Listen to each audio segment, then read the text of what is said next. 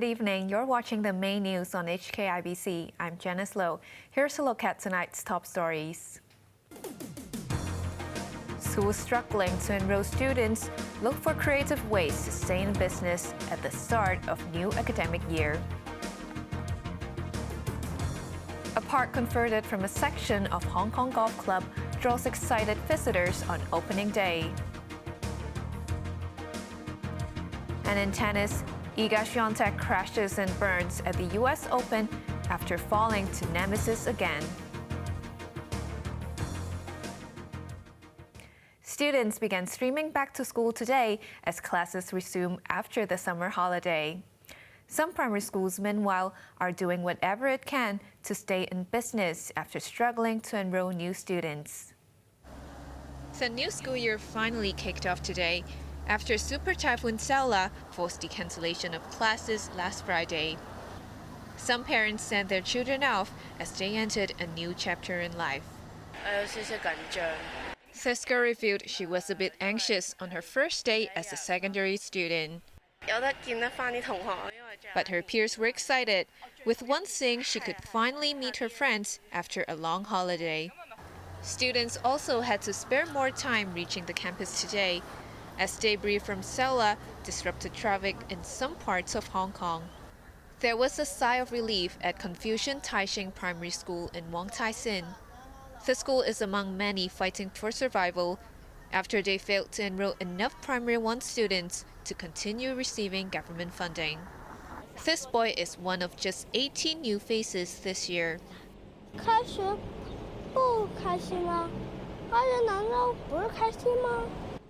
His mood did not seem to be affected, saying he was simply happy to go back to school. With no rigid regulations to follow, Primary 1 students will now attend classes in the morning and spend the afternoon on extracurricular activities.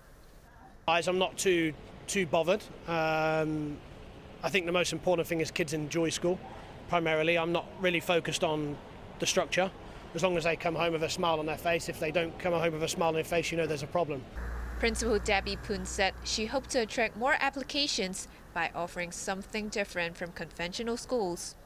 She confirmed plans for the school to go private in the long run in exchange for greater flexibility. Education Minister Christine Choi attended the opening ceremonies at 2 schools in Fanling and Hong Kong this morning. Speaking to the press afterwards, she said it remains the government's goal to introduce small class teaching in response to the shrinking student population. A sprawling park converted from the former Fanling Golf Club's old course has opened today, but some longtime golfers crashed the party. Macy Moak reports.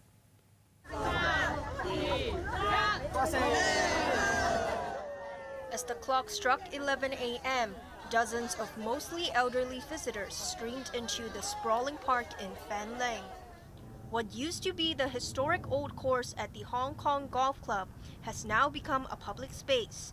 After years of tussle, the government reclaimed ownership of the 32-hectare plots east of Fan Cam Road this month. It plans to develop 1/3 of the area into public housing, with the rest used for recreational purposes.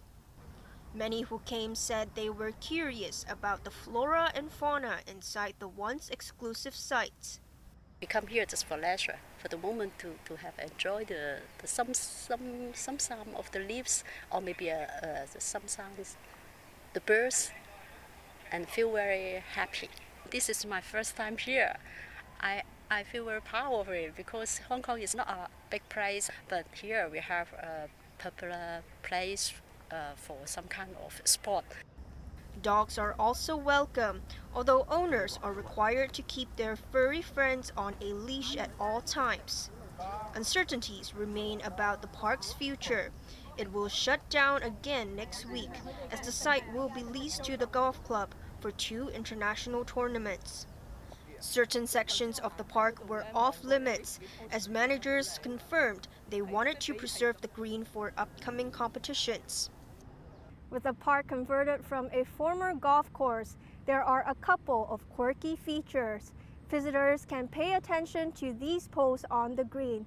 They are actually placed by management to cover up golf holes for safety reasons. There were added drama today when dozens of men who claim to be indigenous villagers stormed the venue with golf clubs and gear. This man says villagers have been given the right to play at the old course for a century, and no one has told them that the arrangement has ended. Kenneth Lau, chairman of rural body Hung Yi Cook, confirmed the villagers' claim. He refused to get into the details, only saying villagers might need some time getting used to the change. The rural leader once again called on the government to find alternative solutions for housing and leave the golf club as is. Maisie Mock, HKIBC. The observatory says it is unlikely to replace the standby signal number 1 with a higher warning before dawn as tropical storm Haikui approaches coastal Guangdong. The winds over the Pearl River estuary, including offshore and high ground, are expected to only reach strong force in the next couple of days. Wind bands associated with Haikui will affect the coastal areas of Guangdong in the next couple of days. As of 6 p.m., Haikui was about 520 kilometers east-northeast of Hong Kong. Once a severe typhoon, Haikui has weakened to a severe tropical storm after passing through Taiwan yesterday. It will make landfall around eastern Guangdong and southern Fujian tomorrow morning and further weaken to a tropical depression. Beijing has confirmed that President Xi Jinping will not attend the Group of 20 Summit in India, the first time he's skipping the conference in a decade. That may be a setback for New Delhi, as the city is busy getting ready to host world leaders this weekend. Sachin Kathpi reports. What you are seeing is just one of the many projects to beautify New Delhi in recent weeks. The Indian capital is getting a facelift as it gets ready to welcome world leaders for the G20 Summit this weekend.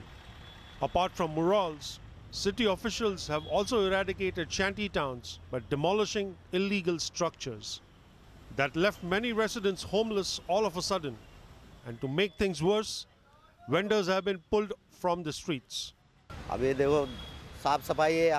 This street vendor said he was forced to ply his trade elsewhere, affecting his earnings. That said, he supported the cleanup operation, saying it was good for the city. Activists and politicians have hit out at the spate of demolitions and evictions, which began early this year. Many are of the opinion that the G20 summit will not achieve meaningful progress, while New Delhi has sacrificed too much just to host the event. Climate change will most likely top the agenda this weekend, especially when New Delhi was inundated in July after days of heavy rain. With their crops and dwellings destroyed by the floods, many farmers who suffered heavy financial losses are still living in makeshift shelters under the city's flyovers. Prime Minister Narendra Modi also wants to take the opportunity to raise India's global profile and get involved in key issues such as the war in Ukraine. But there is a minor setback after Beijing confirmed that President Xi Jinping will snub the meeting, the first time he's absent since 2013. Premier Li Qiang will attend the summit in Xi's absence. Foreign Ministry spokeswoman Mao Ning would not provide a reason at the daily briefing this afternoon. She would only say that China attaches great importance to the summit and stress that Li is ready to work with all parties to promote development. Sachin Katvi, HKIBC.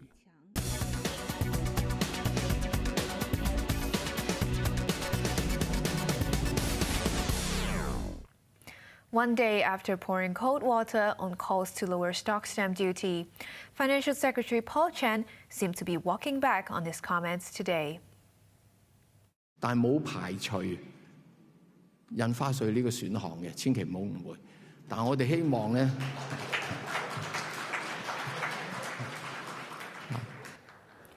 Chan told an audience at a forum not to misunderstand his words yesterday when he published an article saying that slashing stamp duty will do little to boost market liquidity. He stressed that the stamp duty level is one of many areas under review by a task force set up to jumpstart flagging trading volume. Experts will also look at how the listing regime and trading mechanism can be improved. On a separate note, Chen confirmed that 20 strategic firms will expand their operations in Hong Kong as part of the SAR's drive to lure investment from high value-added industries. Now let's take a look at the markets. The Hang Seng Index ended the day up by 462 points. To the top 10 active stocks, Tencent gained $8.40, Alibaba was up $2.95, while Meituan was up $4.20. JD.com gained $6.60, $6.40. BYD Company gained $7.60, while Kuaishou was up $1.30. To the foreign exchange against the Hong Kong dollar, the euro is at 8.46, the pound's at 9.89, and the Australian dollar is at 5.06. Over in the UK market, the FTSE 100 is currently up by 26 points. China's top economic planner said authorities will create a special bureau to promote private sector growth. 如鸟之两翼，车之两轮，缺一不可。走得远。 National Development and Reform Commission Vice Chairman Tong Liang said that private firms work hand in hand with their state-owned counterparts, and both are indispensable to the economy. The Bureau, which falls under the Commission's purview, will track and analyze the development of private industry. The Commission added that it is encouraging banks to finance over 700 private investment projects. The Commission also published a 17-point plan in July to boost private investment, as authorities try to prop up the sector, which provides most of the jobs in urban areas. On to the weather now.